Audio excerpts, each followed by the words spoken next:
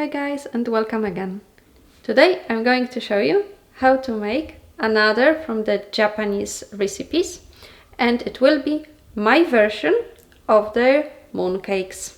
It will be seasoned with spices typically associated with Christmas that are coming, so stay tuned and see how these are made.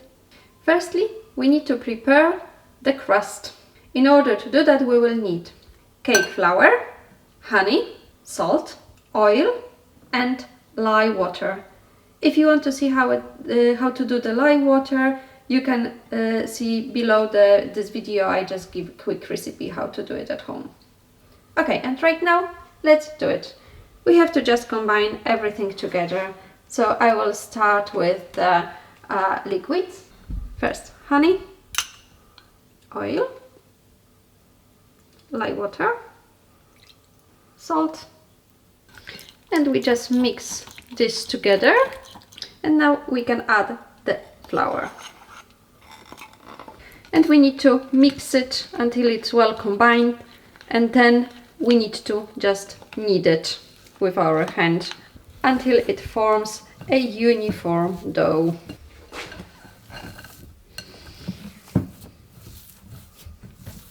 And when our dough is ready, we just cover it with a cling film and set aside to rest for 1 hour. While our dough is resting, we can prepare the filling. So in order to do that, we need quite a lot of different seeds and nuts. It's absolutely up to you what you want to add. I added a mixture of nuts, which you will see in a second. There are some walnuts, Brazil nuts, pine nuts, and also some cashew nuts. And when it comes to seed, we have pumpkin seeds, we have the sunflower seeds, and we have the sesame seeds. So it's up to you what kind of mixture you want to use. This is my mixture. Then we will need also some candied fruits. I recommend to use something that is quite sour, so it just gives a little bit of sharpness to the filling, otherwise it will be just mild.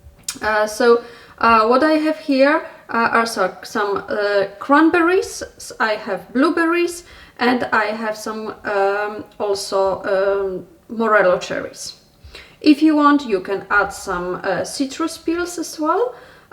It's up to you as well, whatever taste you want. Apart of that, we will need a bit of salt. It is also possible to make the filling on the savoury side.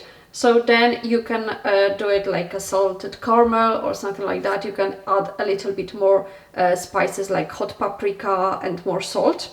For me, it will be a sweet filling. So I'm adding just a bit of salt. Then it will be glutinous rice flour. Or if you cannot get that, you can always use just simple corn flour.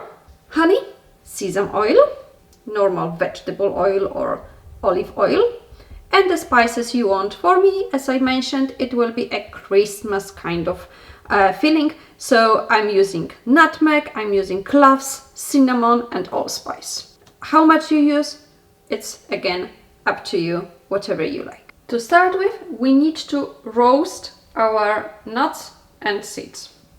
So I just put everything on the pan, spread it evenly, and we can put it into the oven, 160 degrees for something around between 5 and 10 minutes. You need to observe. If it's getting too brown, you can take it out of the oven quicker. While the nuts are roasting, we can prepare our flour. We need to cook the flour. In order to do that, you just put it on the pan, low heat, and you stir it for around 5 minutes. When the nuts are roasted and they cool down, we have to cut them into smaller pieces. You can do it using just knife, but I prefer just to put it into the mixer and do it this way. It just saves time. So we put everything into the food processor and we will be just cutting them into small, but not too small. We don't want to make a paste out of it. We just want small pieces. This is more or less what we are looking for. Small pieces. And when it comes to our dried fruits, we need to cut them into small pieces as well. They are sticky, so that's why I'm not going to use the food processor, because basically it will just clog the knives. So we just need to cut them roughly into smaller bits, and that's it. And as we have the fruits cut into pieces, we can right now start to combine the filling. So first of all, we need to combine the liquid ingredients. Our honey, olive oil, sesame oil, and we mix it together.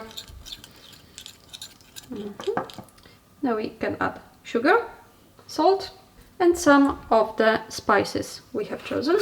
Nutmeg, allspice, cinnamon, and some cloves. And right now we just need to mix it so all the spices are uniformly distributed into the liquid. It smells so good. It smells exactly like Christmas. Nice. And right now we can add our nuts and our fruits. And we mix it well. And right now we add our flour. And we mix it again. It will get quite dry. Don't worry about it, because then we will adjust the consistency with just tiny bit of water. Okay, in my case, the consistency is quite right. It just sticks together, as you can see. So I don't need to add any water. If you find that your filling is a little bit too dry, it just falls apart, you can add a little bit of water, just tiny bit, 1 teaspoon at a time, until you get a right consistency, something like this. It cannot be dry, but it cannot be too loose as well, otherwise it will just disintegrate. So basically that's something you're looking for, something that just stays together. Okay, and right now we need to form the whole cookie. So in order to do that, we have our dough. We need to divide it into 8 exactly same size parts. So in order to do that, I will just crisscross like this. And from each part, I will just form a ball. Just like this. And just put aside. To fill in the dough, basically, we just flatten our balls.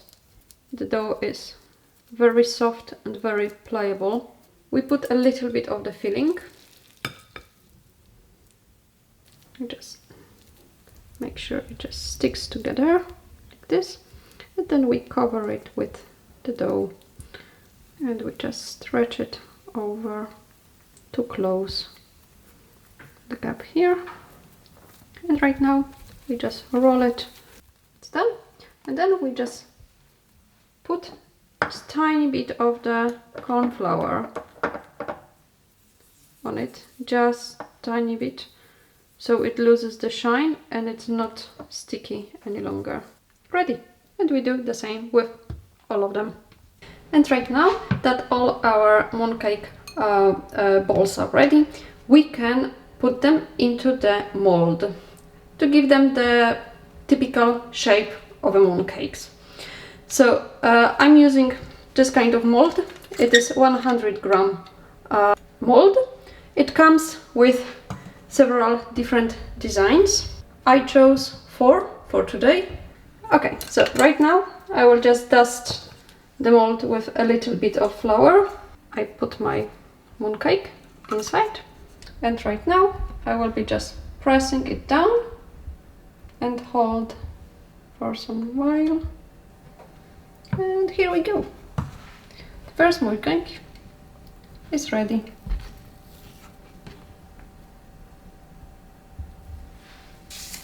We put it on the parchment paper. Before we bake them, we need to heat up the oven to 180 degrees Celsius with fan. And before we can bake them, we need to sprinkle some water on them so they do not crack while baking. If you have a sprayer, that's the best method. I don't have a clear bottle of sprayer, so I will be just dropping some water on them. And they are ready to be baked. We can put them in the oven for 5 minutes. After 5 minutes in the oven, I took them out and I will put some egg wash on top of them, so the top layer is very nice and shiny when they are completely baked. The egg wash, I'm using just a little bit of egg white combined with 1 teaspoon of milk. And the trick is to put a very, very thin layer of that just on the very raised part on top. Otherwise, we will just lose the whole shape and the image. So just tiny, tiny little bit of that on the very top. We don't want any of the egg wash to get inside in between of the shapes. And right now, when they are ready, we will be baking them for another 15 minutes or until they are completely and nicely browned. And that's how the mooncakes look like straight up from the oven. They are unfortunately not ready to be eaten. We have to put them into a sealed container and put them in the fridge, preferably for 2 to 3 days. The oil that is inside of them will make them soft, and that's how they should be eaten. So unfortunately we have to prepare them in advance, and then we have to wait before we can eat them. As promised, I want to show you how the mooncakes look like after 3 days in a sealed container. They are much softer than they were straight after baking. They look exactly the same, nothing changed here. The shape is very, very clearly visible still, and just a little bit of shine on top when the egg wash was put on. And right now, just let me show you how they look inside. Let me just break it. As you can see, it is quite soft, but still it is not completely, it's not like a sponge, but it is not a biscuit any longer. So that's what the oil inside of the filling does to the crust. It just softens with time. So inside it is full of really lovely texture and taste. It smells like Christmas and it tastes very similar as well. It goes really well with coffee or with tea, and it's really, really nice dessert that you can keep for longer if you put it in the sealed container. So you can enjoy it whenever you wish. It's good whenever it tastes of Christmas, so it cannot be bad. I hope, guys, you enjoyed watching me doing one of the Japanese desserts I fell in love with. And basically, I hope you will try to make them yourself, especially that Christmas are coming. And I can really, really recommend them, not only for Chinese New Year, but also for our Christmas. Thank you, guys, and see you next time.